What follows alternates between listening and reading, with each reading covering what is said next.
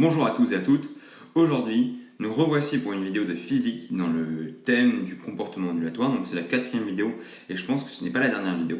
Ça sera un long chapitre. Et dans cette vidéo aujourd'hui, on va s'intéresser à l'effet Doppler. Alors l'effet Doppler, c'est un effet que beaucoup de personnes connaissent, mais en fait, je ne suis pas sûr que tout le monde puisse l'expliquer vraiment ou pourquoi en fait l'effet Doppler se produit. Et en fait, la source de l'effet Doppler est extrêmement intuitive. Et une fois qu'on l'a compris, en fait, c'est très difficile de se tromper. Donc ça va être le but de l'exercice aujourd'hui, expliquer en fait de manière claire et détaillée d'où provient l'effet Doppler, qu'est-ce que c'est, pour qu'on puisse l'utiliser. Donc avant de commencer la vidéo, avant de commencer la véritable explication physique, on va voir en fait une vidéo où il y a un camion-pompier qui arrive devant la caméra, puis qui repart. Et en fait, au niveau du bruit en fait, du camion-pompier, on peut comprendre ce que c'est que l'effet Doppler.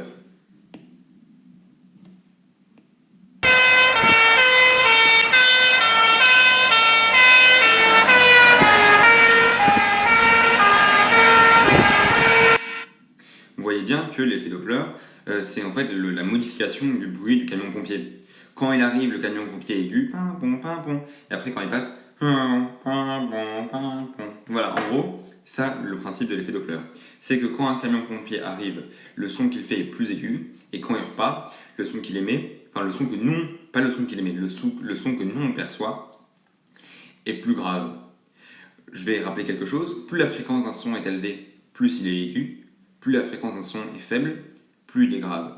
Donc pourquoi est-ce que le son de ce camion-pompier a l'air plus aigu quand il s'approche de nous, et pourquoi est-ce qu'il a l'air plus grave quand il s'éloigne de nous? Prenons en fait, j'ai juste schématisé la situation, et on va essayer de comprendre ce qui se passe.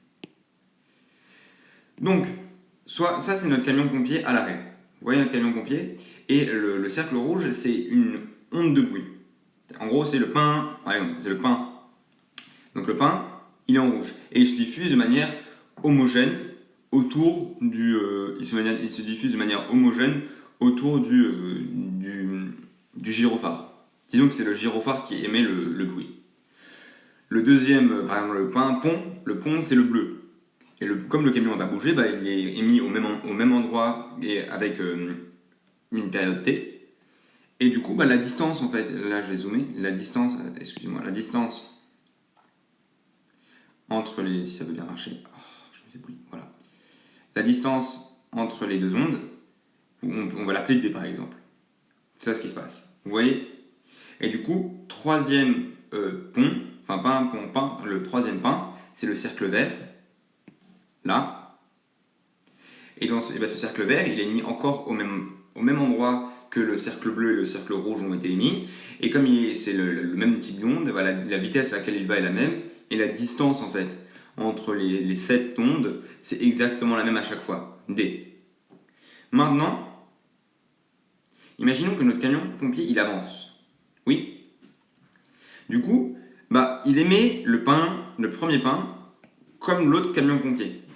Sauf que le temps qu'il émette le pont, c'est du vrai vocabulaire scientifique, là, je parle de pain et de pont depuis tout à l'heure, le temps qu'il émette le deuxième son, en fait le gyrophare s'est déplacé. Ce qui se passe, c'est qu'il ne va pas être produit au même endroit. En fait, ce qui va se passer, c'est que, là je vais bien zoomer pour que vous puissiez le voir, ce qui va se passer, c'est qu'il va se rapprocher d'un bout de l'onde et il va s'éloigner de l'autre bout de l'onde, donc la distance ne sera pas la même. Et si on reprend ensuite avec le troisième exemple, on voit en fait que la distance, c'est toujours la même d'un côté du gyrophare et que c'est toujours la même de l'autre côté du gyrophare, mais que ces distances ne sont pas égales. En fait, la distance des secondes, donc c'est la distance anormalement allongée, elle est plus importante que la distance classique, qui elle-même est plus importante que la distance raccourcie par le déplacement du véhicule. Voilà ce qui se passe. Et en gros, maintenant, prenons quelqu'un qui se situe, disons, ici. Je ne sais pas si vous voyez que la distance en fait, entre chacune de ces ondes est plus importante que normalement. Ce qui fait que la fréquence à laquelle il reçoit les ondes est plus élevée. Elle est plus faible. vu qu'il y a plus de distance entre chacune des ondes, il reçoit moins d'ondes par seconde. Du coup, si on est derrière la voiture, la fréquence est plus basse et donc on entend un son plus grave. Au contraire, si on a un bonhomme ici, les ondes sont un peu genre compressées parce que le véhicule avance en même temps que les ondes et du coup les ondes sont plus compactes et on reçoit plus d'ondes par seconde. La fréquence est plus élevée, la fréquence d'onde est plus élevée et du coup le son qu'on perçoit est plus aigu. En gros, c'est ça le principe de l'effet Doppler. Donc quand le camion s'approche de nous, la fréquence est plus élevée vu qu'en fait les ondes sont artificiellement compactées par le déplacement du camion. Et quand le camion s'éloigne de nous, la fréquence est plus basse, on perçoit un son plus grave parce que les ondes sont artificiellement éloignées les unes des autres à cause de quoi du déplacement du camion. Bon, ça, là, ce que je viens de dire, c'est vrai, mais c'est pas très rigoureux. On peut pas expliquer dans un exercice, oui, le monsieur il entend un son plus aigu parce que les ondes sont compressées à cause du déplacement du camion. En fait, vous n'allez pas aller très loin si vous essayez de faire des trucs un peu complexes avec ce que je viens de dire. Du coup, on va instaurer des formules. Ça, c'est la formule de l'effet Doppler, et ça, c'est une formule que tout le monde sait connaître. Celle du dessus, en fait, je vais la démontrer dans la prochaine vidéo. Elle est relativement facile à démontrer, mais il faut tout un exercice, un cas de figure et tout ça. Du coup, en fait, ça sera le thème de la prochaine vidéo, et avec ça, j'espère qu'on va finir le chapitre sur le comportement ondulatoire. Donc, regardons ce qu'elle nous dit, cette formule. Cette formule, elle nous dit que la fréquence reçue, c'est-à-dire la fréquence que nous, on perçoit, c'est égal à la fréquence émise fois un coefficient. Et ce coefficient, c'est celui qui va faire en sorte que que la fréquence reçue soit plus importante ou plus faible que la fréquence émise. Et donc, ce coefficient, il nous dit quoi? Ce coefficient, c'est la célérité de l'onde, donc la vitesse de l'onde. Le son, c'est 340 mètres par seconde. La lumière, c'est 300 000 mètres par seconde. Voilà, c'est des valeurs à savoir. Sur la vitesse de l'onde moins la vitesse de l'émetteur. Ouais. Et la vitesse de l'émetteur, elle a un sens. Et ce sens, il dépend du référentiel donné par l'exercice. Certainement, votre exercice, il va vous dire la vitesse est positive de gauche vers la droite et il faut suivre cette vitesse. Ça n'a rien à voir avec si le camion se rapproche ou s'éloigne. Du coup, c'est tout. Et ce que des fois, on n'a pas forcément la fréquence. Des fois, on a peut-être seulement la période. Et donc, on sait que la période, ça c'est facile, on sait que t égale 1 sur f. Du coup, si on vous donne la période reçue et on vous dit débrouillez-vous pour trouver la fréquence reçue, vous utilisez cette formule. Et il y a aussi une autre formule, celle-là, qui peut être utilisée pour faire le lien entre lambda et f. Parce que des fois, à la place de mesurer la fréquence, on peut mesurer par exemple la longueur d'onde reçue. Et la longueur d'onde reçue, elle est liée à la fréquence reçue par cette formule-là. Du coup, si vous connaissez ces trois formules, vous pouvez normalement vous débrouiller dans n'importe quel exercice. C'est ça le principe. Du coup, par exemple, on va prendre un exemple. Et que pour appliquer, en fait, et parce que c'est toujours important d'appliquer nos connaissances. Je vais faire la place, excusez-moi. Du coup, voici un exercice. Et d'ailleurs, c'est une des applications les plus communes de l'effet Doppler, c'est la détection de vitesse. Parce que je ne sais pas si vous vous rendez compte que dans cette formule-là, il y a la vitesse de l'émetteur de l'onde qui vient. Du coup, en fait, si on arrive à calculer la fréquence reçue, la fréquence émise et la célérité de l'onde, on peut déterminer la vitesse de l'émetteur. Et du coup, c'est ce que font les radars. C'est comme ça que les radars mesurent la vitesse des gens. En fait, ils envoient une onde sur une voiture, l'onde rebondit à partir de la voiture et eux, ils captent l'onde qui a rebondi. En gros, ils font un écho, c'est un peu des sortes de chauves-souris. Et en fait, ils calculent la différence de fréquence entre la fréquence émise et la fréquence reçue. Et à partir de là, ils calculent la vitesse. Et si la vitesse, il la juge trop élevée, paf, il flash et contravention. Du coup, prenons cette voiture-là. Dans cette voiture-là, il y a un gentil policier qui utilise un détecteur de vitesse pour vérifier si la voiture rouge, qui est certainement une Ferrari très puissante, va trop vite.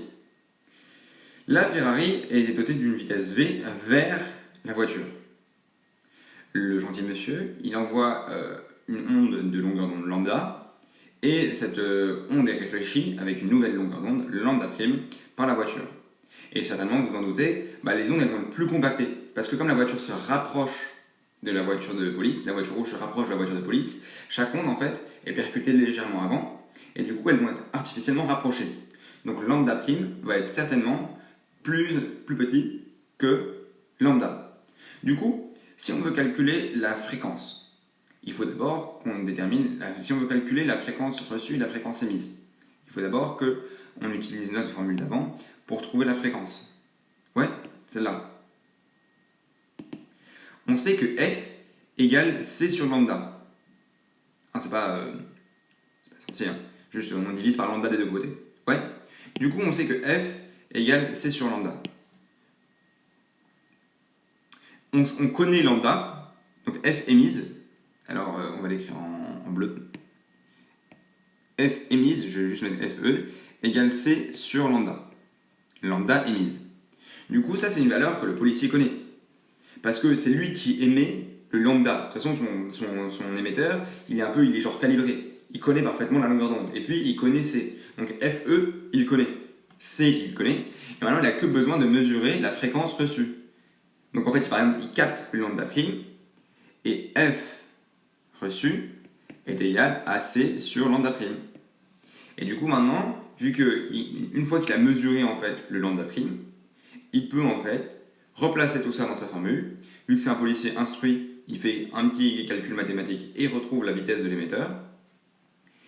Et voilà. Du coup, par exemple, ça vous va si on fait un cas pratique. On fait un cas pratique. Du coup, mettons que la fréquence émise, c'est de... on va calculer une vitesse absolument farfelue, mais on va voir ce que ça donne. Mettons que notre gentil policier, on va réduire comme la taille de ça, vu que le schéma il est très sympa, mais on n'a pas besoin de temps de place. Mettons que notre gentil policier, il émet une longueur d'onde lambda de... c'est quoi la longueur d'onde? Disons 1 mètre. Et que la longueur d'onde qu'il reçoit, lambda, prime, est de 0,5 mètres. Ok. Donc, calculons la fréquence émise, qui est donc lambda sur... Non, c'est C sur lambda. Et du coup, C sur lambda, ça nous donne simplement 340 Hz. On n'oublie jamais les unités. Et la fréquence reçue, c'est C sur lambda prime. Et donc, c'est 340 fois 2, c'est 680 Hz. Ouais. Du coup, maintenant, on peut calculer la vitesse de la voiture. On peut éliminer, ça on va pas l'éliminer, on va juste le rapétissir comme ça. Ça aussi on va le rapétissir. Et du coup la formule nous dit que si on replace tout ça, donc que 340 est égal à 680 fois 340 sur 340 moins V, ce qui nous intéresse, V la vitesse de la voiture. Du coup on peut diviser par 340 de côté. Ce qui fait que 1 égale 2 fois 340 sur 340 moins V. Comme ça. On passe 340 moins V de l'autre côté. Ce qui fait que 340 moins V égale 680. Ouais, ça vous va? Et du coup, une fois qu'on a cette égalité-là, c'est relativement facile, hein. De toute façon, c'est relativement facile depuis le début. Du coup, ce qui se passe, c'est que CV égale 340 plus 680. 340 moins 680, c'est moins 340 mètres par seconde.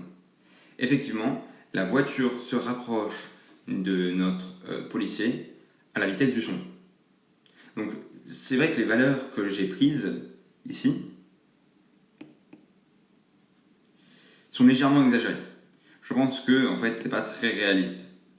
Mais vous avez compris le principe. Une fois qu'on connaît la longueur d'onde mise, une fois qu'on a mesuré la longueur d'onde reçue, grâce à notre formule qui nous permet de faire le lien entre la fréquence et la longueur d'onde, et grâce à la formule de l'effet Doppler, on peut calculer la vitesse de la voiture. Et là, effectivement, la voiture va très très très très vite. Avant de finir en fait la leçon, j'aimerais bien en fait parler de quelque chose qui s'appelle... là, on va laisser le champ des voitures de police et des mesures de vitesse. On va passer à autre chose. C'est quelque chose qui a à voir avec l'astronomie. En fait, l'effet Doppler, il touche la lumière comme le son. En fait, en calculant le décalage de longueur d'onde de la lumière, c'est possible de calculer la vitesse à laquelle s'éloignent ou se rapprochent de nous les astéroïdes, mais surtout les étoiles d'autres galaxies. Du coup, en fait, ces deux schémas, ils illustrent quelque chose qu'on retrouve beaucoup en astrologie, c'est le blue et le red shift. En français, ça donne le décalage vers le bleu ou alors le décalage vers le rouge. Si une étoile se rapproche, la fréquence de la lumière que nous on va recevoir va être artificiellement raccourcie. C'est comme pour le principe de l'ambulance. Si l'étoile se rapproche de nous, la longueur d'onde qu'on va percevoir par rapport à l'étoile va être artificiellement raccourcie, et donc toutes les couleurs vont être légèrement décalées vers le bleu. C'est ce qu'on appelle le blue shift.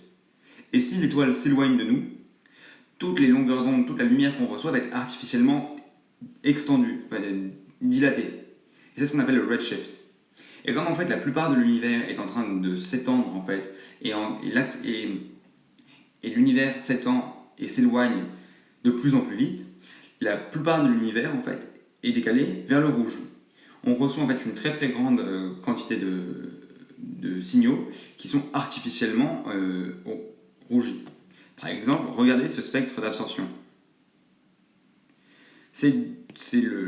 En gros, l'atmosphère d'une étoile, elle contient des éléments, et ces éléments ils peuvent absorber des longueurs d'onde particulières. Et en regardant le spectre que nous envoie cette étoile, on peut identifier les éléments qui sont présents dans son atmosphère. Et je ne sais pas si vous vous rendez compte que les deux graphiques, celui du haut et celui du bas, ils sont différents, mais deux très très proches. En fait, ils sont quasiment identiques, sauf que celui du bas est légèrement décalé vers le rouge.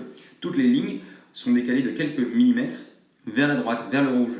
Et ça, c'est parce que l'étoile qui a émis ce spectre, le spectre du bas, celui-là, en fait, il est en train de s'éloigner de nous. Donc, toutes les longueurs d'onde qu'on reçoit d'elle sont légèrement décalées vers le rouge.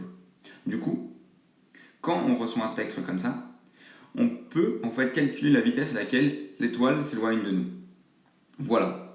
Donc ça aussi, c'est quelque chose qu'on peut vous demander au contrôle, ou qui ça peut simplement être extrêmement utile dans la vie de tous les jours. Savoir que l'effet Doppler, ça caractérise aussi les ondes lumineuses, et que quand les astres s'éloignent de nous, la lumière subit elle aussi l'effet Doppler.